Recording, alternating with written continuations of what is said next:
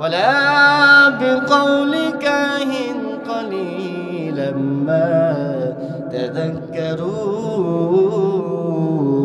تذكرون الله أكبر বলেন আমার আল্লাহ রাব্বুল আলামিন জানা দিয়েছেন নবী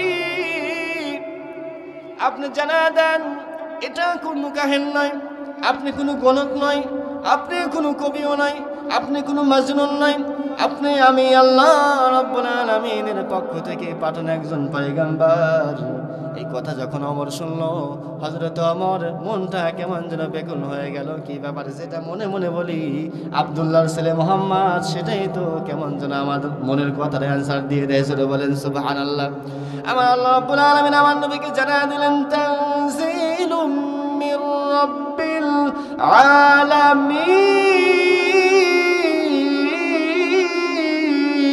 আলামিন আমার আল্লাহ রাব্বুল আলামিন জানিয়ে দিলেন ওমর তুমি ভালো করে শুনে রাখো আমি কোনো কবিও নয় গণক নয় এটা আমার আল্লাহ রাব্বুল আলামিনের পক্ষ থেকে পাঠানো পয়গাম মহাগ্রন্থ আল কোরআন জুড়ে বলেন সুবহানাল্লাহ সবাই বলে না ভালো আছেন আপনারা আমি তো জানি যে আমার নারায়ণগঞ্জের বাবারিজা অনেকটা অ্যাক্টিভ নাকি বলেন আপনারা কোরআনকেও ভালোবাসেন রাসূলকেও ভালোবাসেন ইসলামকে মন প্রাণ দিয়ে ভালোবাসেন নাকি বলেন যদি ভালোবেসে থাকেন শুরু থেকে শেষ পর্যন্ত থাকবেন তো আপনারা কে কে থাকবেন না দুই হাত তুলে একটু দেখান তো মাশাআল্লাহ তাহলে তো আপনারা খুব অ্যাক্টিভ দেখি আল্লাহ তাআলা সকলকে কবুল করুক সকলে বলে আমিন সাইটে যে সমস্ত ভাইয়েরা দাঁড়িয়ে আছেন মেহেরবানি করে দাঁড়িয়ে না থেকে প্যান্ডেলে বসে যাই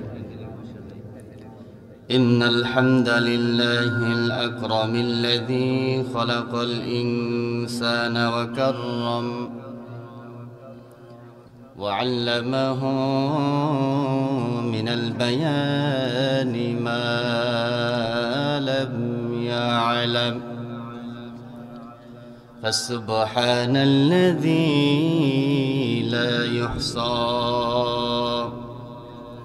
امتنانه باللسان ولا بالقلم ونشهد أن لا إله إلا الله وحده لا شريك له ونشهد أن سيدنا وسندنا وحبيبنا وحبيب ربنا وطبيبنا وطبيب قلوبنا محمد صلى الله عليه وعلى آله وأصحابه وبارك وسلم الذي أرسله الله تعالى بالحق بشيرا ونذيرا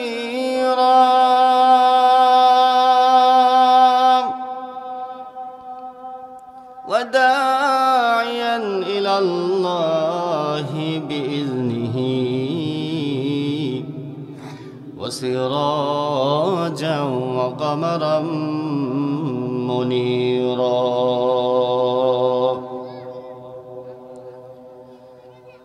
أما بعد فقد قال الله تعالى في كلامه المجيد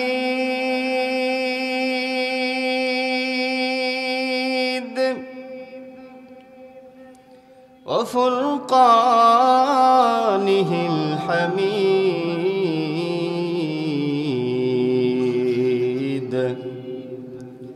সকলে জবান খুলে বলেন আউযু বিল্লাহি মিনাশ শাইতানির রাজীম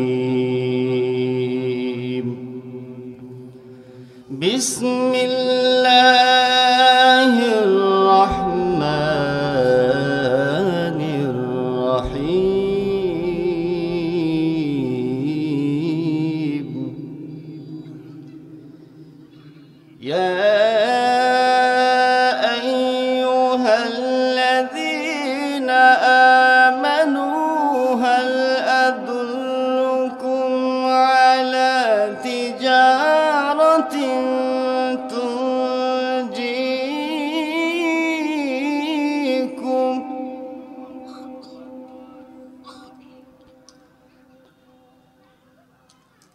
على تجارة تنجيكم من عذاب أليم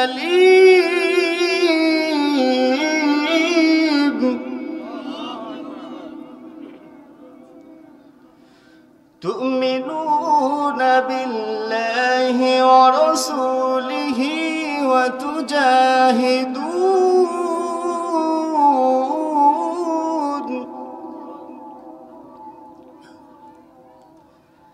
وتجاهدون في سبيل الله بأموالكم وأنفسكم ذلكم خير لكم إن كنتم تعلمون.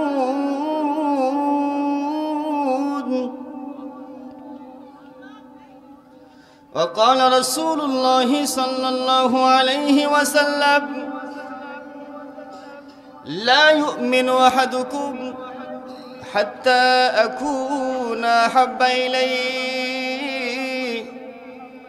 من والده وولده والناس أجمعين. وقال تعالى إن الله وملائكته يصلون على النبي يا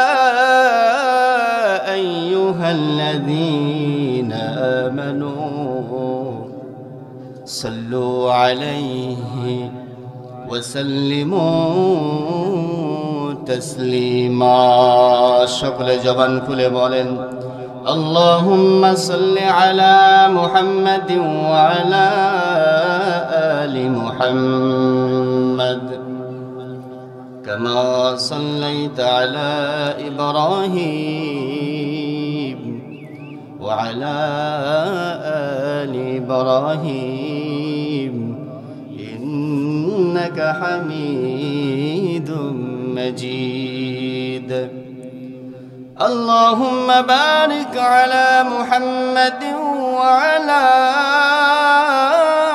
آل محمد كما باركت على إبراهيم وعلى آل إبراهيم إنك حميد مجيد. سبحانك لا علم لنا إلا ما علمتنا إنك أنت العليم الحكيم.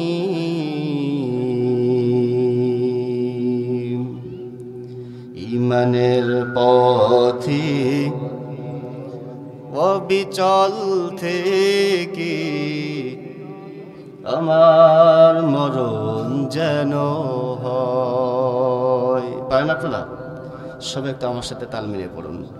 ইমানের পথে অবিচল থেকে আমার মরণ যেন হয়। কোরআনের পথে অবিচল থেকে আমার মরণ যেন হয়।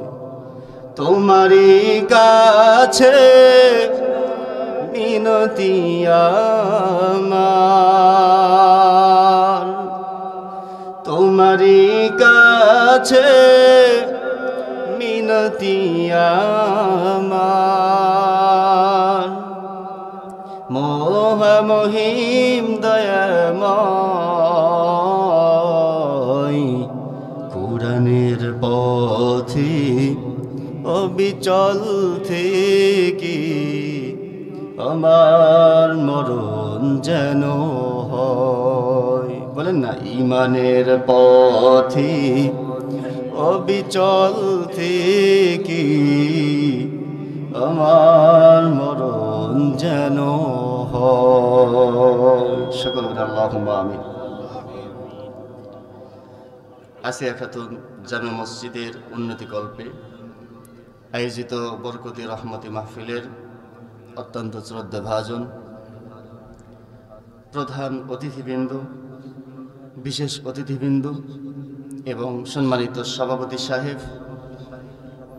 আমার সামনে উপবিষ্ট আছেন দূর দূরান্ত স্থান থেকে ছুটে আসা প্রাণপ্রিয় মুরব্বী বাবাজিরা এবং অত্যন্ত কাছের কলিজার টুকরা যুবক বন্ধুগণ, পদ্মার অন্তরালে বসে আছেন সর্বগুণে গুণান্বিতা সাত ও সাতবী মা ও বোনেরা, সকলের প্রতি রইল আমার আন্তরিক সালাম। আসসালামু আলাইকুম ওয়া রাহমাতুল্লাহি ওয়া বারাকাতুহু। কোরআনের মাহফিলে আসতে পেরে বসতে পেরে আপনারা খুশি না বেজার? কম না বেশি? আওয়াজে মনে হয় না আপনারা খুশি হয়েছেন। কোরআনের মাহফিলে আসতে পেরে আপনারা খুশি না বেজার? কম না বেশি? যদি আসলেই আপনারা খুশি হয়ে থাকেন, বাস্তবেই যদি খুশি হয়ে থাকেন, তাহলে সেই মহান রব্বুল আলামিনের দরবারে একবার তাকবীর দিয়ে দেখা দেন যে আমরা আল্লাহর কোরআন শোনার জন্য এসেছি। পারবেন তো তাকবীর দিতে? লিল্লাহি তাকবীর। না বাবাজি, মানুষ কিন্তু আপনারা কম না, কিন্তু আওয়াজ হয় নাই। আমার জানা মতে ঢাকার বাবাজিদের স্পিড আরো বেশি থাকার কথা, নাকি বলেন? আওয়াজ দিতে পারবেন তো? আচ্ছা, এখানে বিবাহিত কারা আছেন একটু হাত তোলেন তো দেখি। মাশাআল্লাহ, হাত নামান। অবিবাহিত কারা আছে হাত ওঠান একটু। হাই হাই কপাল রে, এই যুবক ভাইয়েরা যদি না থাকে কিভাবে ইসলাম কায়েম হবে? কথা বলেন ঠিক কিনা? মুসলমান ভালো করে শুনে রাখেন, ইসলাম প্রতিষ্ঠার মূল মাকসাদ হলো, ইসলাম প্রতিষ্ঠার মূল আয়োজনের মূল অবকাঠামো হলো যুব সমাজ যদি ঐক্যবদ্ধ হয়, যুব সমাজ যদি একমত হয়ে আসে, যুব সমাজ যদি মাঠে ময়দানে নামে, যুব সমাজ যদি তাকবীরের ধ্বনি দিয়ে মাঠে ময়দানে নামে, আল্লাহর কসম করে বলি গোটা পৃথিবীর জমিন ইসলাম কায়েম হয়ে যাবে। কথা বলেন ঠিক কিনা?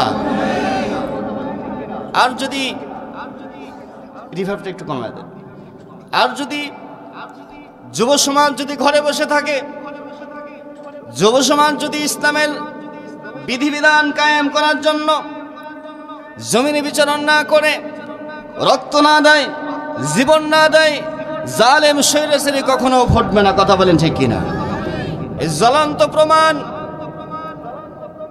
5 আগস্টের ভিতরে ছাত্র ভাইয়েরা, যুবক ভাইয়েরা ঐক্যবদ্ধ হয়ে মাঠে ময়দানে যখন নেমেছিল, পুলিশের গুলি যখন বুকে মাথায় নিয়ে বুকটা ঝাঁঝরা করে দিয়েছিল, রক্তাক্ত বাংলার জমিন হয়ে গিয়েছিল, যুবকরা যখন অফিসে হটে নাই, জালেম বলাতে বাধ্য হয়েছে। কথা বলেন ঠিক কিনা?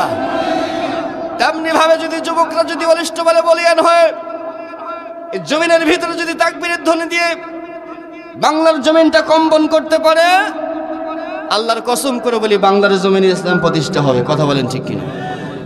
ইসলাম প্রতিষ্ঠিত হওয়ার জন্য যুব সমাজের ভূমিকা অনেক অনেক বেশি। আল্লাহ রাসূল সাল্লাল্লাহু আলাইহি ওয়াসাল্লাম যুব সমাজকেই বারংবার সম্বোধন করে বলেছেন, হে যুবক, তোমরা ইসলামের জন্য ফিদা হয়ে যাও। সুবহানাল্লাহ। এই জন্য আমরা সবাই একটু তাকবীর দিয়ে বলিষ্ঠ কণ্ঠে আল্লাহকে দেখিয়ে দিই আমরা আল্লাহকে ভালোবাসি, নাকি বলেন? এবার আমরা সবাই ঐক্যবদ্ধ হয়ে তালে তাল মিলিয়ে দুঃখ বেদনা ভুলে দল মত নির্বিশেষে কোরআনকে ভালোবেসে আল্লাহর মহব্বত অন্তরে ধরে রাসূলের মহব্বত অন্তরে স্থাপন করে আল্লাহকে একবার তাকবীর দিয়ে দেখা দেই। লিল্লাহি তাকবীর, নারায়ে তাকবীর। আল কোরআনের আলো, আল হাদিসের আলো। আল কোরআনের আলো ঘরে জ্বললে কি হবে? কথা বলেন, ঘরে জ্বললেই হবে? এটা ভুল স্লোগান। মুসলমান ভালো করে শুনে রাখেন, আল কোরআনের আলো ঘরে জ্বললেই হবে না, বরং আল কোরআনের আলো জ্বলতে হবে পরিবারের ভিতরে, আল কোরআনের আলো জ্বলতে হবে সমাজের ভিতরে, আল কোরআনের আলো জ্বলতে হবে দেশের ভিতরে, আল কোরআনের আলো জ্বলতে হবে পার্লামেন্টে, আল কোরআনের আলো জ্বলতে হবে সংসদে, আল কোরআনের আলো জ্বলতে হবে হাইকোর্টে, আল কোরআনের আলো জ্বলতে হবে জজ কোর্টে। তাহলে বাংলার জমিনটা শান্তিময় হবে। কথা বলেন ঠিক কিনা? বাংলার জমিন থেকে তখন ওই সুদখোর ঘুষখোর দূরীভূত হয়ে যাবে যখন আল কোরআনের আলো পার্লামেন্টে ঘোষিত হবে। কথা বলেন ঠিক কিনা? যখন কোরআন দিয়ে দেশ চালাতে করা হবে, বাংলার জমিনে যখন কোরআনী হুকুমত কায়েম হয়ে যাবে, কোরআন যখন প্রতিষ্ঠা হয়ে যাবে, বাংলার জমিন থেকে ইতিপূর্বে যারা লক্ষ লক্ষ কোটি কোটি মিলিয়ন ডলার টাকা মেরে খেয়েছে, বিদেশে বাড়ি গাড়ি করেছিল, চুরি করেছিল, ডাকাতি করেছিল, হামলা মামলা করেছিল, এদের দৃষ্টান্তমূলক শাস্তি দেওয়া হবে কোরআনের ভিতরে। কথা বলেন ঠিক কিনা? যখন কোরআনের আইন প্রতিষ্ঠা হয়ে যাবে, মুসলমান ভালো করে শুনে রাখেন, বাংলার জমিন থেকে সুদখোর বিতাড়িত হয়ে যাবে, জালেম দুর্বৃত্ত হয়ে যাবে, অন্যায়কারী দূর হয়ে যাবে, হিংসুগুলো দূর হয়ে যাবে, বাংলাদেশ পুরো শান্তিময় হয়ে যাবে। কথা বলেন ঠিক কিনা? এই জন্য কোরআনের আইন আমাদের দেশে প্রতিষ্ঠা হোক। আমরা কে কে চাই? দুই হাত তুলে দেখে তো আল্লাহকে। লিল্লাহি তাকবীর। হাত নামান। আমরা সবাই মুসলমান নাকি বলেন? দিন শেষ আমরা খুশি করব কাকে? আজকে তো আমাদের মুসলমানের ভিতরে যত রকমের ঠেলাঠেলি দলাদলি মুসলমানের ভিতরে নাকি বলেন? আজকে আমরা মুসলমান মিল নাই বাবাজি। এক মুসলমান আর এক মুসলমানদেরকে আমরা দেখতে পারি না, এক আলেম আর এক আলেমকে দেখতে পারি না। কে লম্বা টুপি পরলো, কে গোল টুপি পরলো, কে পাগড়ি পরলো, কে জুব্বা পরলো, কে পাঞ্জাবি পরলো, এগুলোর ভিতরে আজকে আমরা ঠেলাঠেলি শুরু করেছি। কথা বলেন ঠিক কিনা? এদিকে আমরা আমাদের ভিতরে দ্বন্দ্ব, আমাদের ভিতরে রেশারেশি হানাহানি শুরু করে দিয়েছি। ওইদিকে নাস্তিক বেঈমানগুলো তাদের মিশন তারা সাকসেস হয়ে যাচ্ছে। কথা বলেন ঠিক কিনা? তারা কিন্তু বসে নেই, তারা তাদের কাজ সঠিকভাবে চালিয়ে যাচ্ছে। এই জন্য এখন থেকে আমরা মুসলমান সতর্ক হতে হবে, যাতে করে আমাদের কারণেই আমাদের দশাতেই যেন ইসলামটা যেন লাঞ্ছিত না হয়, ইসলাম যেন দুর্বৃত্ত না হয়, ইসলাম যেন অপমানিত না হয় নাকি বলেন? এটা রক্ষা করার দায়িত্ব আমাদের। আমার মুসলমান ভাইয়েরা, আল্লাহ রাব্বুল আলামিন ঘোষণা করে দিয়েছেন, আমার বান্দারে, ইয়া আইয়ুহাল্লাযীনা আমানু হাল আদুল্লুকুম আলা তিজারাতিন তুনজিকুম মিন আযাবিন আলীম। জোরে বলেন আল্লাহু আকবার। আমার আল্লাহ রাব্বুল আলামিন ঘোষণা করে দিয়েছেন, আমার বান্দারে ভালো করে শুনে রাখো, আমি আল্লাহ রাব্বুল আলামিন, হে ইমানদারেরা, তোমাদেরকে আমি আল্লাহ রাব্বুল আলামিন একটা সুসংবাদ দিতে চাই। সেটা হলো, আমি আল্লাহ রাব্বুল আলামিন তোমাদেরকে কি এমন একটা ব্যবসা, এমন একটা লাভজনক ব্যবসার খবর বলবো, সংবাদ দেব কিনা? কি ব্যবসার খবর? কি লাভজনক খবর? এই ব্যবসায় লাভজনক খবর যদি তোমরা পালন করতে পারো, আমি আল্লাহ রাব্বুল আলামিন ঘোষণা করে দিলাম, তোমরা জাহান্নামের কঠিনতম আযাব থেকে তোমরা মুক্তি পেয়ে যাবে। আমার আল্লাহ রাব্বুল আলামিন ঘোষণা করে দিয়েছেন, এই লাভজনক ব্যবসা যদি তোমরা করতে পারো, তাহলে আল্লাহ রাব্বুল আলামিন তোমাদেরকে কঠিন আযাব থেকে মুক্তি দিয়ে দিবেন।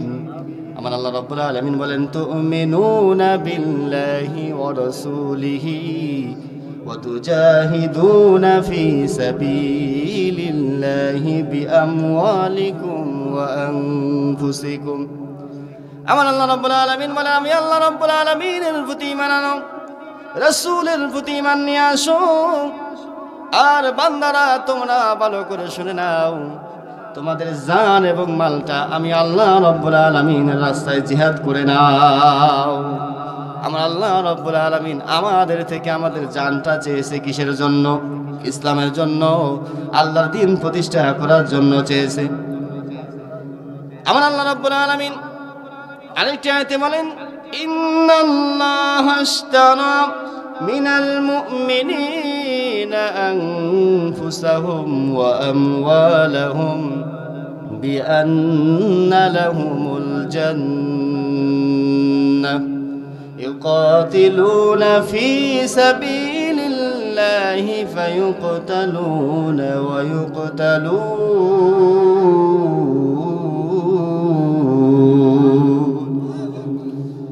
আল্লাহু আকবার। আওয়াজ দিতে পারেন না আপনারা? যারা বলেন আল্লাহু আকবার। আমার আল্লাহ রাব্বুল আলামিন বলেন, আমার বান্দারে ভালো করে শুনে রাখো, আমি আল্লাহ রাব্বুল আলামিন তোমাদের কাছে একটি সওদা দিয়ে দেব। তোমার জান এবং তোমার মাল যদি তুমি আমাকে দিয়ে দাও, বিনিময়ে আমি আল্লাহ রাব্বুল আলামিন তোমাকে জান্নাত দিয়ে দেব। জোরে বলেন সুবহানাল্লাহ।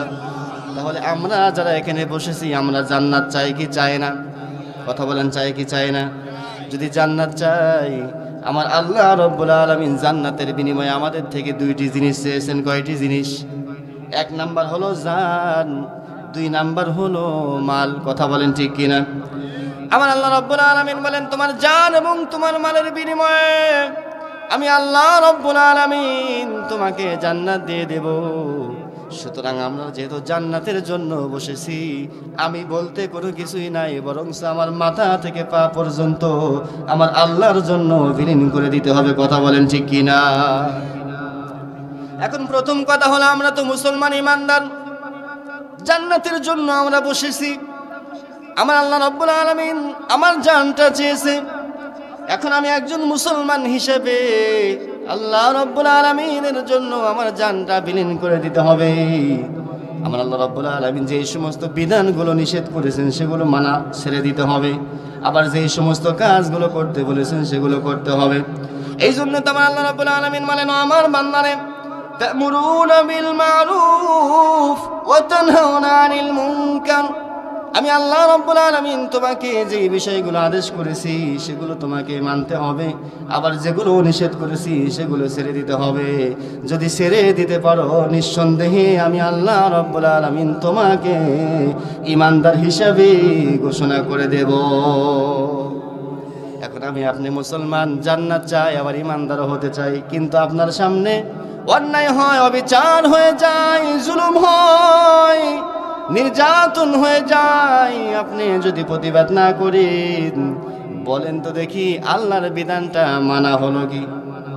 আল্লাহর বিধান মানা হলো না। আপনি যদি ইমানদার হতে পারেন, আপনার সাথে আপনার সামনে সমাজের ভিতরে যদি কেউ সুদ খায়, বলেন তো দেখি তার সাথে আপনার কোনো সম্পর্ক থাকলে হবে নি? আপনি যদি প্রতিবাদ না করেন, আল্লাহ রাব্বুল আলামিনের কাছে আপনি ধরা খেয়ে যাবেন। আমার মুসলমান ভাইরা, আল্লাহ রাব্বুল আলামিন যেহেতু ঘোষণা করে দিয়েছেন, আমার বান্দারে তোমার জান এবং তোমার মালের বিনিময়ে আমি আল্লাহ রাব্বুল আলামিন তোমাকে জান্নাত দিয়ে দেব। সুতরাং আমার দেহ মাথা থেকে পা পর্যন্ত সব কিছু আল্লাহর জন্য বিলীন করে দিয়ে দিতে হবে। কথা বলেন ঠিক কিনা? সমাজের ভিতরে কোরআন কিভাবে, কোরআনের বিধান, কোরআনের হুকুমত কিভাবে কায়েম করা যায়, এটা প্রচেষ্টা করা দরকার। আমাদের দরকার হলো সমাজের ভিতরে কিভাবে কোরআনের হুকুমত চালু হবে, সমাজের ভিতরে, দেশের ভিতরে, রাষ্ট্রের ভিতরে কিভাবে আল্লাহ রাব্বুল আলামিনের বিধান কায়েম হবে। এই বিষয়টি নিয়ে যদি আমরা মুসলমান পরিশ্রম না করি, ঐক্যবদ্ধ হয়ে যদি আমরা একমত হয়ে আমরা যদি কাজ না করি, আমার আল্লাহ রাব্বুল আলামিন কিন্তু আমাকে ঈমানদার হিসেবে ঘোষণা করবেন না। কথা বলেন ঠিক কিনা? আমার আল্লাহ রাব্বুল আলামিন বলেন, আমার বান্দারে ভালো করে শুনে রাখো, যে সমস্ত বান্দারা আমি আল্লাহ রাব্বুল আলামিনের বিধানকে শক্তভাবে মেনে নেবে, আমি আল্লাহ রাব্বুল আলামিনের বিধানের জন্য বান্দা যদি নিজের জীবনটা বিলীন করে দেয়, আমি আল্লাহ রাব্বুল আলামিন ওই সমস্ত বান্দার জীবনটা সোনালী যুগের স্বর্ণময় জীবন বানায় দেব। যারা বলেন সুবহানাল্লাহ। এই কোরআনের সাথে যারা লেগে আছে, যারা কোরআনকে ভালোবেসেছে, কোরআনের সাথে যাদের মহব্বত আছে, আমার আল্লাহ রাব্বুল আলামিন তাদেরকে সুসংবাদ দিয়েছেন, শান্তি দিয়েছেন। কথা বলেন ঠিক কিনা? তাদেরকে সম্মানিত করেছেন। আমার নবী, বিশ্ব নবী জনাবে মুহাম্মদুর রাসূলুল্লাহ সাল্লাল্লাহু আলাইহি ওয়াসাল্লাম মক্কার জমিনে যখন ইসলামের দাওয়াত দেওয়া শুরু করলেন, নবুয়ত প্রাপ্ত হওয়ার পরে যখন ইসলামের দাওয়াতটা দেওয়া শুরু করলেন, কাফের বেঈমানগুলোর মাথাটা গরম হয়ে গেল। কি ব্যাপার, আমরা এতগুলো খোদার ইবাদত করি, লাত মানাত উজ্জাদের ইবাদত করি, আমাদের কোনো উপকার করতে পারে না, আর মুহাম্মদ কোথায় থেকে বলে তার নাকি একটা খোদা আছে, মুহাম্মাদের খোদাই নাকি আমাদের সব কিছু করবে। মুহাম্মদ পাগল, মুহাম্মাদের কথা আমরা কোনোভাবেই মেনে নিতে পারি না। আবু জেহেল, উতবা, সাইবা, ওয়ালিদ বিন মুগিরা, মক্কার ভিতরে সকলকে ঐক্যবদ্ধ হয়ে ডাকা হলো। ডাকার পরে সবাই বলল, আব্দুল্লাহর ছেলে মুহাম্মদ বেশি বাড়াবাড়ি করতেছে, মুহাম্মদকে কোনোভাবে ছাড় দেওয়া যাবে না। মুহাম্মদকে অনেক ভালোভাবে বুঝিয়েছি, তারপরেও তার মিশনটা সে শেষ করে না। সুতরাং মুহাম্মদকে দুনিয়ার জমিন থেকে সারা জীবনের মতো বিলীন করে দিতে হবে। জোরে বলেন নাউজুবিল্লাহ। হযরত ওমরকে ডাকা হলো। ওমর এখনো ইসলাম ধর্ম গ্রহণ করেন নাই। ওমর ইবনে খাত্তাবকে ডাকা হলো। ওমর, তোমাকে একটা কথা বলতে চাই। আব্দুল্লাহর ছেলে মুহাম্মদ আমাদের ধর্ম নিয়ে, আমাদের খোদাদেরকে নিয়ে নানান ধরনের কথা বলি, এমন এমন কথা বলে আমাদের সহ্য হয় না। তোমার তো অনেক শক্তি, অনেক ক্ষমতা, সুতরাং তুমি এই কাজটা পারবা। সেটা হলো আব্দুল্লাহর ছেলে মুহাম্মদকে দুনিয়ার জমিন থেকে তোমাকে বিদায় করে দিতে হবে। নাউজুবিল্লাহ বলে। বিনিময়ে তোমাকে টাকা পয়সা যা দরকার সব দিয়ে দেব। হযরত ওমর এবার আবু জেহেলের কথা শুনে কোনো কান্নাবাদ করলেন না, বরং ওমর বলতেছেন, ঠিক আছে, বিষয়টা আগে আমি ভেবে দেখবো, এরপরে কি করা যায় পরে আমি বুঝবো, তোমাদেরকে পরে জানা দেব। ওমর কিন্তু সাথে সাথে কোনো সিদ্ধান্ত নেয় নাই। এবার ওমর এবার সন্ধ্যা হয়ে যায়, মনে মনে ভাবতেছে কি ব্যাপার, মক্কার ভিতরে কেমন যেন একটা কোলাহল কৌতূহল শুরু হয়ে গিয়েছে। আব্দুল্লাহর ছেলে মুহাম্মদ সে নিজেকে নবী দাবি করে, সবাই মুহাম্মদকে মানার জন্য ঐক্যবদ্ধ হয়েছে। বিষয়টাকে আমার ভালোভাবে ঘেঁটে দেখা দরকার। আগে অ্যাকশন নেব না, আগে আমি সরাসরি মুহাম্মদের কাছে গিয়ে বিস্তারিত জেনে নেব। জোরে বলেন সুবহানাল্লাহ।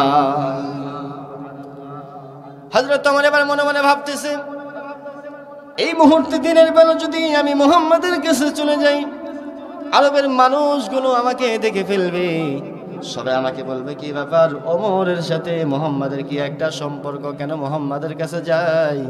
সুতরাং আমি এখন যাব না, সন্ধ্যাবেলা যখন হয়ে যাবে তখন আমি চলে যাব। সন্ধ্যা হয়ে যায়, আমার নবী বিশ্বনবী নামাজে দাঁড়িয়েছেন। নামাজে দাঁড়িয়ে থেকে আমার নবী বিশ্বনবী কোরআনুল কারীম তেলাওয়াত করেন। হযরত ওমর পিছন থেকে দাঁড়িয়ে আছেন। পিছন থেকে দাঁড়িয়ে থেকে আমার নবীর পিছন সাইডটা দেখে হযরত ওমর কেমন যেন দিশেহারা হয়ে গেলেন। ওমর এবার নবীর পিছন দেখে, মাথাগুলো দেখে, নবীর বডি ফিগার দেখে পাগল হয়ে গেলেন। এত সুন্দর মানুষ, এত সুন্দর ফিটনেস, এই মানুষটাকে আবু জেহেল, উতবা, সাইবা দুনিয়ার জমিন থেকে মারতে চায়। অবশ্যই কারণটাকে আমাকে দেখতে হবে, জানতে হবে।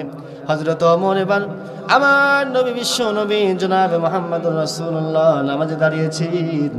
নামাজে দাঁড়িয়ে থেকে এবার আমার নবী বিশ্ব নবী তেলাওয়াত করেন। হযরত ওমর এবার নবীজি তেলাওয়াত শুনে মনে মনে ভাবতেছে, আবু জেহেল যে কথা বলেছে, মুহাম্মদ একটা পাগল, মুহাম্মদ একটা কবিতা, মুহাম্মদ কবিতা বলে, মুহাম্মদ একটা কবি। এখন দেখি মুহাম্মাদের কোরআন শুনে আমার মনে হচ্ছে কোরআনের সাথে এমন একটা মিল, আয়াতে আয়াতে মিল আছে। এই মিলের কারণে মুহাম্মদ মনে হয় সত্য সত্য কবি পাঠ করে। জোরে বলেন নাউজুবিল্লাহ। আল্লাহ তাআলা কত সুন্দর করে কোরআনুল কারীম সুন্দর করে মাসরা হিসেবে আয়াতে কারীম নাজিল করেছেন।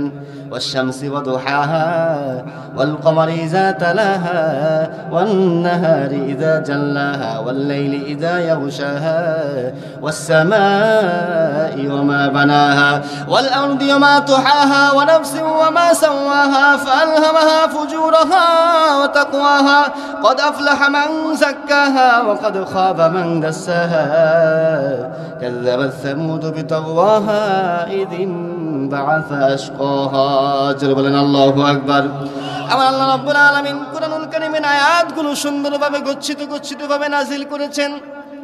আল্লাহর নবী বিশ্ব নবী কোরআনুল কারীম তেলাওয়াত করেন। হযরত ওমর আমার নবী বিশ্ব নবীর তেলাওয়াত শুনে কেমন যেন মাতোয়ারা হয়ে গেল।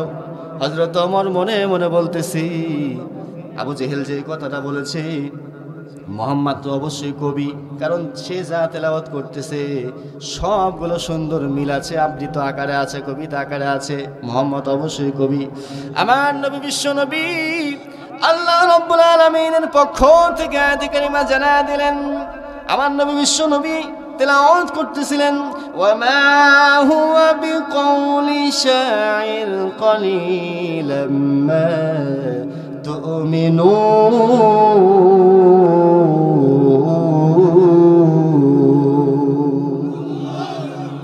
আমার নবী বিশ্ব নবী কোরআনুল কারীম তেলাওয়াত করে ওমর এবার পিছনে দাঁড়িয়ে মন্তব্য করে, কি ব্যাপার? মনে মনে বললাম আব্দুল্লাহর ছেলে, এই কথাটা আমি মনে মনে বললাম। আর মোহাম্মদ কেমনি বা আমার কথাটা শুনলো? আমি তো জোরেও বলি নাই, সাউন্ডও করি নাই, মনে মনে বলেছি। এই কথাটা মোহাম্মদ কিভাবে জানতে পারলো? জেনে শুনে আমাকে আবার উত্তর দিয়েছে। জোরে বলেন সুবহানাল্লাহ।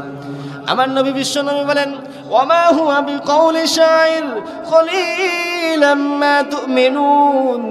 ও তুমি ভালো করে শুনে রাখো, আল্লাহ রাব্বুল আলামিনের মহাগ্রন্থ আল কোরআন এটা কিন্তু কবিতা নয়, এটা কিন্তু কোনো কবিতা নয়, আমি কবিও নয়, এটা আমার আল্লাহ রাব্বুল আলামিনের পক্ষ থেকে নাজিলকৃত আয়াত। জোরে বলেন সুবহানাল্লাহ। ওমর বলতেছে, এবার তাহলে কবি বোঝা গেল কবিতাও নয়, মোহাম্মদ কবিও নয়। এই কথাটা আমি মনে মনে বললাম, সেটা কিন্তু মোহাম্মদ জেনে গেছে। তাহলে অবশ্যই মোহাম্মদ কাহেন। মোহাম্মদ কি? গণক। কারণ গণকই তো মনের কথা জানে, নাকি বলে? আমি মনে মনে বললাম মোহাম্মদ তো অবশ্যই গণক হবে। আমার নবী বিশ্ব নবী জনাবে মুহাম্মদুর রাসূলুল্লাহ এবার আয়াতে কারিমা তেলাওয়াত করেন, ওয়ালা বিকাউলি কাহিন কলিলাম মা তাযাক্কারুন। আল্লাহু আকবার বলেন। আমার আল্লাহ রাব্বুল আলামিন জানা দিয়েছেন, নবী আপনি জানা দেন এটা কোনো কাহিনী নয়, আপনি কোনো গণক নয়, আপনি কোনো কবিও নয়, আপনি কোনো মাজনুন নয়, আপনি আমি আল্লাহ রাব্বুল আলামিনের পক্ষ থেকে পাঠানো একজন পয়গম্বর। এই কথা যখন ওমর শুনলো, হযরত ওমর মনটা কেমন যেন বেকুল হয়ে গেল। কি ব্যাপার? যেটা মনে মনে বলি আব্দুল্লাহর ছেলে মোহাম্মদ, সেটাই তো কেমন যেন আমাদের মনের কথার অ্যান্সার দিয়ে দেয়। জোরে বলেন সুবহানাল্লাহ। আমার আল্লাহ রাব্বুল আলামিন আমার নবীকে জানায় দিলেন, তানজিলুম মির রাব্বিল আলামিন।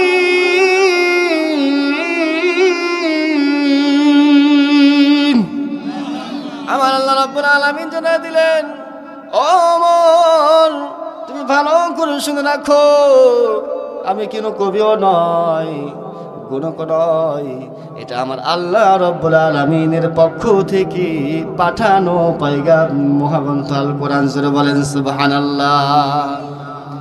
এই কথা বলার পর ওমরের ভিতরে কেমন যেন একটা কাজ করতেছে। কি ব্যাপার? মুহাম্মদ তো সব অ্যান্সার দিয়ে দেয়, আমার নবী বিশ্ব নবীর পেছনে দাঁড়িয়ে আছি, এবার কি ব্যাপার? মুহাম্মদ কিভাবে জানলো? এটা আমাকে জানতেই হবে, এটা তো সাধারণ কথা নয়। বললাম মনে মনে, মুহাম্মদ এবার জোরে জোরে বলে আমাকে ভালোভাবে বুঝতে হবে, জানতে হবে। আমার নবী বিশ্ব নবী নামাজ শেষ করে বাসার দিকে যাবেন, কামরার দিকে যাবেন। ওমর এবার নবীর সামনে দুই হাত দিয়ে দাঁড়িয়ে গিয়েছেন। শীতম দেহের অধিকারী, বলিষ্ঠ দেহের অধিকারী নবীর সামনে দাঁড়িয়ে বলতেছেন, মুহাম্মদ তোমার সাথে একটা কথা, এই যে আমি যা দেখলাম তাতে পুরোপুরি আমার কাছে কেমন যেন মনে হলো। আপনার সাথে আমার কিছু কথা আছে, কিছু বুঝার আছে, কিছু বুঝার বাকি আছে। আল্লাহ নবী বিশ্ব নবী বলেন, ঠিক আছে চলেন যা আমার বাসার ভিতরে যাই। জোরে বলেন সুবহানাল্লাহ। আমার নবী বিশ্ব নবী জনাবে মুহাম্মদুর রাসূলুল্লাহ বসে পড়লেন। ওমর এবার নবীর সামনে বসে পড়েছে। ওমর নবীকে প্রশ্ন করে, আমার নবী বিশ্ব নবী এবার ওমরের কথাগুলোর অ্যান্সার দিয়ে দেন। নবীজি কথাগুলোর অ্যান্সার দেওয়ার পরে ওমর এবার আমার নবী বিশ্ব নবীর মুখের দিকে তাকাইয়া চাতক পাখির মতো তাকায় আছি, কি প্রশ্ন করবে সব ভুলে গেছে। জোরে বলেন সুবহানাল্লাহ। নবীজির চেহারা এত সুন্দর। ওমর বলে, আমি তখন এমন পরিস্থিতির ভিতরে ছিলাম, আমার মন মানসিকতা এমন অবস্থা ছিল, মুহাম্মাদের আমার নবী বিশ্ব নবীর চেহারার দিকে যখন তাকাইলাম, কি রাগ কি গোসা সব কিছু ভুলে গেছি। আমার নবী বিশ্ব নবীর চেহারার দিকে তাকানোর পরে সব কিছুই ভুলে গিয়েছি। নবীজির মোহাম্মত, নবীজির চেহারার ভালোবাসা, নবীজির সব কিছুই কেমন যেন আমারে পাগল করেছে। নবীজির কথাটা প্রতিটা কথায় আমার কাছে মনে মুক্তার মতো লেগেছে। জোরে বলেন সুবহানাল্লাহ। সবকিছু জানার পরে ওমর এবার বলতেছেন, ইয়া রাসূলুল্লাহ, ইয়া হাবিবাল্লাহ, আবু জেহেল আমাকে পাঠাইছিল আপনার কাল্লা নেওয়ার জন্য। আমাকে অনেক উপটোকন দিয়েছে, বাকিগুলো পরে কাজ হওয়ার পরে দিবে। কিন্তু আমি বুঝতে পারলাম আসলেই তো আপনি খারাপ কোনো মানুষ না। জোরে বলেন সুবহানাল্লাহ। ইয়া রাসূলুল্লাহ, আপনি তো খারাপ কোনো মানুষ না, খারাপ কোনো কাজ করেন নাই। আর আপনার সাথে বসে আমি যে কথাবার্তাগুলো বললাম তাতে মনে হচ্ছে আপনার মতো ভালো মানুষ এই মক্কার জমিনে আর কেউ হতে পারে। হযরত ওমর বাবার নবী বিশ্ব নবীকে বললেন, ইয়া রাসূলুল্লাহ, ইয়া হাবিবাল্লাহ, আমার বুঝার বাকি নাই, সব কিছুই বুঝতে পেরেছি। ইয়া রাসূলুল্লাহ, এসেছিলাম আপনার কাল্লা নেওয়ার জন্য। আমি আপনার কাছে আমার নিজের কাল্লাটাই বিলীন করে দিয়ে দিলাম। জোরে বলেন সুবহানাল্লাহ। আমার কাল্লাটা আপনার কাছে দিয়ে দিলাম, ইসলামের জন্য দিয়ে দিলাম। আমারে আপনার মধুর কালিমাটা পড়া দেন, লা ইলাহা ইল্লাল্লাহু মুহাম্মাদুর রাসূলুল্লাহ সাল্লাল্লাহু। আমার মুসলমান ভাইরা, হযরত ওমর মুসলমান হয়ে গেলেন, কালিমা পড়ে মুসলমান হলেন। আমার নবী বিশ্ব নবী বলেন, ওমর যখন কালিমা পড়ে মুসলমান হলো, ওমরের ভিতরে কেমন যেন একটা পরিবর্তন হয়ে গেল। কারণ মহাগ্রন্থ আল কোরআন, ইসলামের ছোঁয়া যাদের ভিতরে লেগেছে, কোরআনের ছোঁয়া যাদের ভিতরে লেগেছে, তারাই পরিপূর্ণ পরিবর্তন হয়েছে। কথা বলেন ঠিক কিনা? এই কোরআনের ছোঁয়া, কোরআনের ভালোবাসা যেখানে থাকবে, যে সমাজে থাকবে, যেই দেশে থাকবে, যেই পার্লামেন্টে থাকবে, আল্লাহর কসম করে বলি সেটাই স্বর্ণ আকারে হয়ে যাবে। কথা বলেন ঠিক কিনা? এই জন্য কোরআন দিয়ে আমাদের বাস্তব দেশ চালাতে হবে, নাকি বলেন? কোরআন ছাড়া কোনো বিকল্প ব্যবস্থা নাই। শান্তি যদি পেতে চান, আল কোরআন অবশ্যই আমাদেরকে মানতে হবে, নাকি বলেন? হযরত ওমর এবার বলতেছেন, ইয়া রাসূলুল্লাহ, আমাকে অনুমতি দেন, আমি এই ইসলামটা প্রকাশ্যভাবে আমি ঘোষণা করে দেব, আমি মুসলমান হয়েছি, প্রকাশ্যে ইসলামের দাওয়াত দেব। সুবহানাল্লাহ বলেন। ওমর বলতে, আল্লাহ রাসূল বলেন, ওমর, এখনো তো আমাদের তেমন একটা শক্তি হয় নাই, এখন এইভাবে সরাসরি প্রকাশ্যে ইসলামের দাওয়াত দেওয়ার প্রয়োজন নাই, সময় হলে আমরা প্রয়োজন দেব। হযরত ওমর বলতেছেন, ইয়া রাসূলুল্লাহ, আপনি কি সত্য নবী নয়? আল্লাহ নবী বলেন, হ্যাঁ, আমি অবশ্যই সত্য নবী। তাহলে যদি আপনি সত্য নবী হয়ে থাকেন, আমি ওমর আপনার কাছে কথা দিলাম, আমার জান, আমার মাল, যত কিছু আছে সব কিছু আমি আপনার জন্য কোরবান করে দিলাম। জোরে বলেন সুবহানাল্লাহ।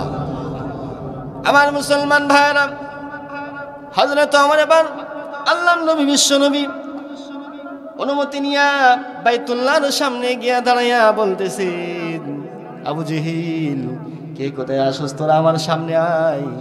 আমি বলিষ্ঠ কণ্ঠে বলতে চাই, মুহাম্মদ সত্য নবী, মুহাম্মদ যে নবী এটার ভিতরে কোনো সন্দেহ নাই।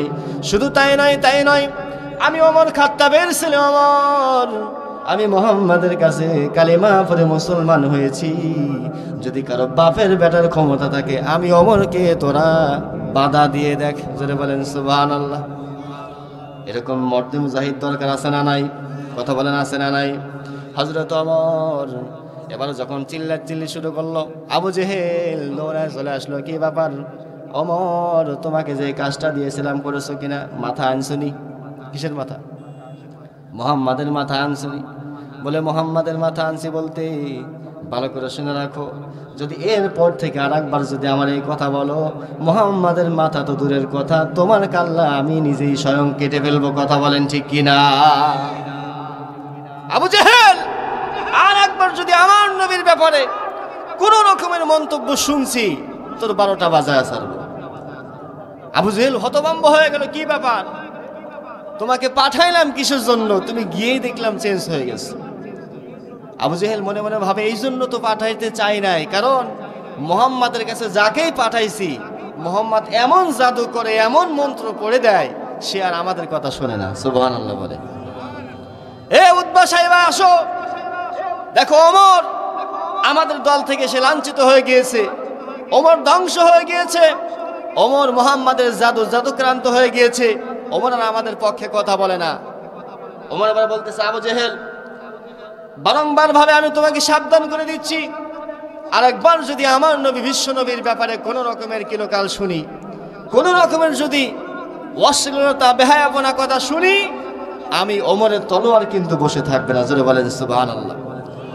এই জন্য ইসলামের ভিতরে ইসলামের বিধান, ইসলামের হুকুমত বাংলার জমিনে কায়েম করার জন্য যুবকদেরকে অগ্রসর হতে হবে। কথা বলেন ঠিক কিনা? বাংলার জমিনে যদি আমরা ইসলাম ধর্ম কায়েম করতে পারি, ইসলামের বিধান যদি প্রতিষ্ঠা করতে পারি, ইসলামের হুকুমত যদি প্রতিষ্ঠা করতে পারি, বাংলার জমিন থেকে রাম বাম নাস্তিক সবগুলো পালাতে বাধ্য থাকবে। কথা বলেন ঠিক কিনা? এই জন্য যে কোনো মূল্যই হোক আমাদের বাংলার জমিন থেকে চোর, বাটপার, সুদখোর, ঘুষখোর, টান্নারবাজি, চাঁদাবাজি এগুলো যদি আমরা মুক্ত বাংলাদেশ গড়তে চাই, অবশ্যই কোরআন দিয়ে আমাদের দেশ চালাতে হবে। কথা বলেন ঠিক কিনা? এই জন্য এমন একজন আমরা দেখব যে যেন কোরআনের পক্ষে কথা বলে, কোরআন অনুযায়ী জীবন গঠন করায়, প্রতিটি জায়গায় জায়গায় ক্ষেত্রে ক্ষেত্রে যেন কোরআন দিয়ে নিজের দেশটা চালায় না। কথা বলেন ঠিক কিনা? আমার মুসলমান ভাইরা, যেই কথা বলতেছিলাম, আল্লাহ রাব্বুল আলামিন যেহেতু আমাদের থেকে দুইটি বিনিময়ে জান্নাত দিয়ে দিবেন। কয়টি বিনিময়? দুইটি জিনিসের বিনিময়ে আমাদেরকে জান্নাত দিয়েছেন। আমার জান এবং আমার মাল এগুলো আল্লাহর রাস্তায় দিতে হবে, নাকি বলেন? যদি আমাদের পুরা মাথা থেকে পা পর্যন্ত আল্লাহর রাস্তায় যদি সঠিকভাবে দিতে না পারি, আল্লাহ তাআলা কিন্তু আমাদের কখনোই ঈমানদার হিসেবে ঘোষণা করবেন। অর্ধেক মানলাম না ঈমানদার বলা যাবে? আমাদের সমাজতে এখন ভেজাল মার্কা মুসলমানের অভাব নাই। হাজী সাহেব হজ করে আসার পরে লম্বা জুব্বা, লম্বা টুপি, লম্বা পাগড়ি পরে যখন জমিনে যায় কাজ করার জন্য, অন্যের নিজের আল কাটতে কাটতে অন্যের আলো কেটে ফেলে। কি বলেন, আছে না নাই?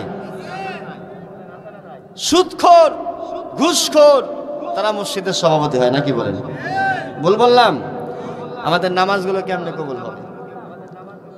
আমার নবী বিশ্ব নবী বলেন, ইযা তুখিদাল ফায়ুদু ওয়াল আমানাতু মাগনামান ওয়াজ যাকাতু মাগনামান ওয়া তাআল্লামা ad-দীন লিগায়রি ad-দীন ওয়া তাআর রাজুলু ইমরাতাহু ওয়াল কওমাহু ওয়া আদনা সাদীকাহু ওয়া যাহারাতিল আসওয়াতু ফিল মাসাজিদ।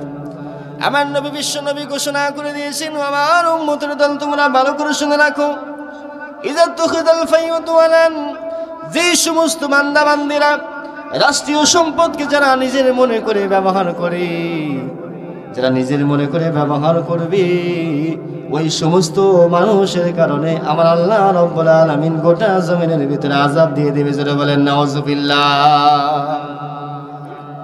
রাস্তার বাজেট যদি হয় 10 কোটি টাকা, খাইতে খাইতে চুরি করতে করতে কাজ করা হয় 1 কোটি টাকা, আর বাকি 9 কোটি টাকা পকেটে ঢুকায় এমন নেতা আছে না নাই?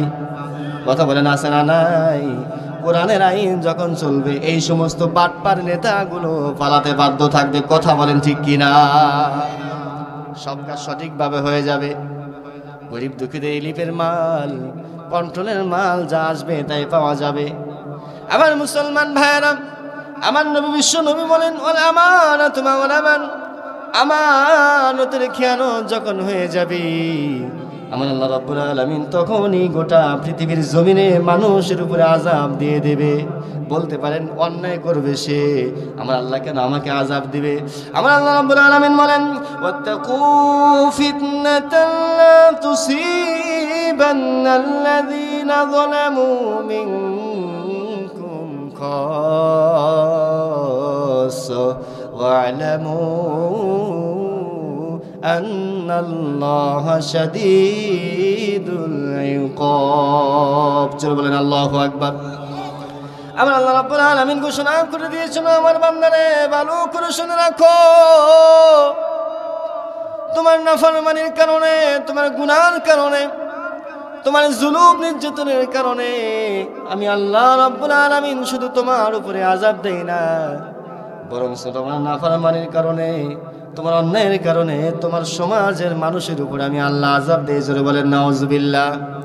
এই কথা কার? কথা বলেন কার? এখন বলেন তো দেখি, আমরা নামাজ পড়ি, সব কিছুই করি, যাকাত দেই, হজ করি, তারপরেও আমাদের উপরে আযাব কেন যায় না? কি বলেন, চিন্তা করছেন আপনারা?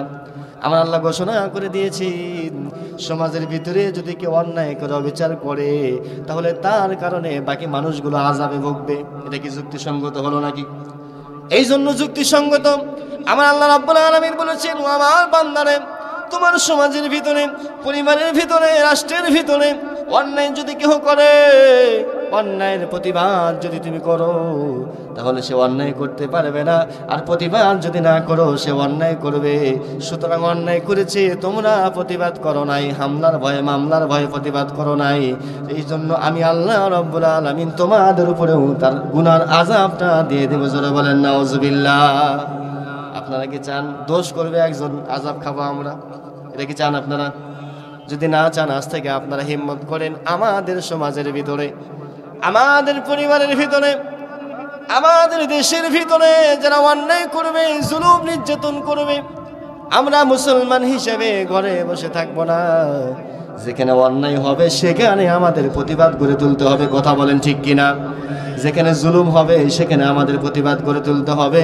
যেখানে চুরি হবে, হামলা মামলা হবে, সেখানে আমাদের প্রতিবাদ গড়ে তুলতে হবে। কথা বলেন ঠিক কিনা? এই যে গতকালকে শুনছি বলে আগুন ধরলো, কি বলেন? আগুন ধরছে না? জানেন আপনারা ডাল মে কুছ কালা হয় নাকি বলেন? তাহলে এত কিছু হলো, আগুনটা ধরছেও খুব সিরিয়াসলি ভাবে, 2 জায়গায় আগুন ধরা হয়েছে। আমার তো মনে হয় এটার ভিতরেও কোনো কিছু কিন্তু আছে নাকি বলেন? যদি কিন্তু না থাকতো এইভাবে আগুন কখনো ধরে না। কথা বলেন ঠিক কিনা? কারণ ওখানে সব চোর বাটপারদের ফাইল আছে। কথা বলেন ঠিক কিনা? সব সুদখোর ঘুষখোরদের ফাইল আছে। কথা বলেন ঠিক কিনা? সব টেন্ডারবাজি চাঁদাবাজিদের ফাইল আছে। কথা বলেন ঠিক কিনা?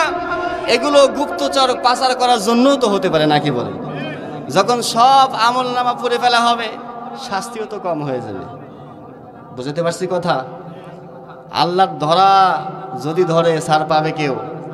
ধরে ধরে ধরে না, ধরলে কিন্তু আবার ছাড়ে না। তারা চেয়েছিল 41 সাল পর্যন্ত আমাদের ক্ষমতা টিকিয়ে রাখবো।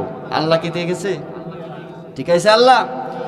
আল্লাহ রাব্বুল আলামিন এই মহাগ্রন্থ আল কোরআন 5টি বিষয়ের উপরে নাজিল করেছেন। বলেন তো দেখি কয়টি বিষয়? মুখস্থ করে যান, কাজে লাগবে। 1 নাম্বার হলো মুহকামাত। আমার আল্লাহ রাব্বুল আলামিন মহাগ্রন্থ আল কোরআনের ভিতরে হুকুমত নাজিল করেছেন। 2 নাম্বার হলো আমার আল্লাহ রাব্বুল আলামিন হালালটা নাজিল করেছেন।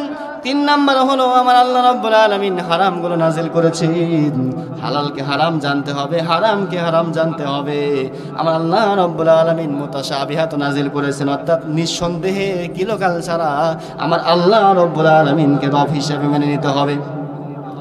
5 নাম্বার হলো আমার আল্লাহ রাব্বুল আলামিন ঘোষণা করে দিয়েছেন, আমার বান্দারে, আমি আল্লাহ রাব্বুল আলামিন মহাগ্রন্থ আল কোরআনের ভিতরে ইতিহাস হয়ে আছে, ইতিপূর্বে যে সমস্ত নেতা খেতারা জুলুম নির্যাতন করেছে, বাটপারগুলো স্বৈরাচারী শাসক যারা জুলুম নির্যাতন করেছে, ফেরাউন, নমরুদ, করুন, সাদ্দাত, তারা কি ভালো মানুষ ছিল নি? কথা বলেন, ভালো মানুষ ছিল? জুলুম করতে করতে এমন পরিস্থিতি হয়েছে, মানুষ যদি কোনো কথা বলতো সাথে সাথে তার জবাই করে ফেলতো। কথা বলেন ঠিক কিনা? যখন একটা মানুষের উপরে জুলুম করতে করতে সীমা পার হয়ে গিয়েছে, আমার আল্লাহ রাব্বুল আলামিন নমরুদকে বললেন, ও নমরুদ, তোমার জুলুমটা সীমারেখা হয়ে গিয়েছে। এই মুহূর্তে যদি তুমি তোমার জুলুমটা কন্ট্রোলিং করতে না পারো, আমি আল্লাহ রাব্বুল আলামিন তোমাকে কিন্তু কন্ট্রোল করব। কথা বলেন ঠিক কিনা? এমন কন্ট্রোল করেছি, ল্যাংড়া মাসি দ্বারা দুনিয়ার জমিন থেকে তাকে পদস্থলিত করেছে। কথা বলেন ঠিক কিনা? কোথায় গেল ক্ষমতা? খুব খেয়াল করে গভীর মনোযোগ দিয়ে শুনুন। তাহলে আমার আল্লাহ রাব্বুল আলামিন ফেরাউনকে আমাদের সামনে দৃষ্টান্ত হিসেবে রেখে দিয়েছেন, নমরুদকে আমাদের সামনে দৃষ্টান্ত স্বরূপ হিসেবে রেখে দিয়েছেন। আল্লাহ রাব্বুল আলামিন ফেরাউনের দৃষ্টান্ত কোরআনের ভিতরে বলে গিয়েছেন, নমরুদের দৃষ্টান্ত কোরআনের ভিতরে দিয়েছেন।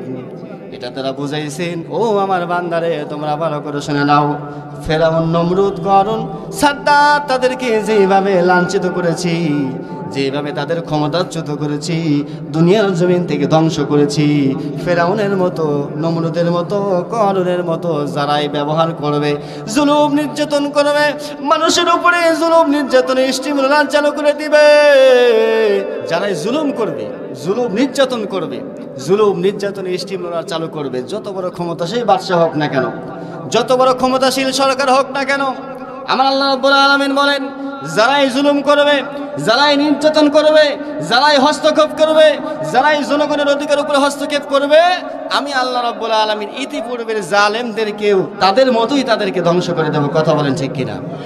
যেমনি ধ্বংস করেছি ইতিপূর্বে, আপনারা জেনেছেন নাকি বলেন? এই জন্য আমরা আজকের এই আয়াতে কারিমা থেকে মেসেজ নিয়ে যাই, আমরা সদা সর্বদা আল্লাহর জন্য নিয়োজিত হব, নাকি বলেন? আল্লাহর জন্য আমাদের জান এবং মাল সব কিছু বিলীন করে দেবো, পারবো তো ইনশাআল্লাহ? আল্লাহ রাব্বুল আলামিন যেন আমাদের সকলকেই আল্লাহর প্রিয় বান্দা হিসেবে, রাসূল সাল্লাল্লাহু আলাইহি ওয়াসাল্লামের আশিকিন হিসেবে কবুল করে নেন সকল, বলে আমিন। ওয়া আখিরু দাওয়ানা আনিল হামদুলিল্লাহি রাব্বিল আলামিন। আসসালামু আলাইকুম ওয়া রাহমাতুল্লাহি ওয়া বারাকাতুহু।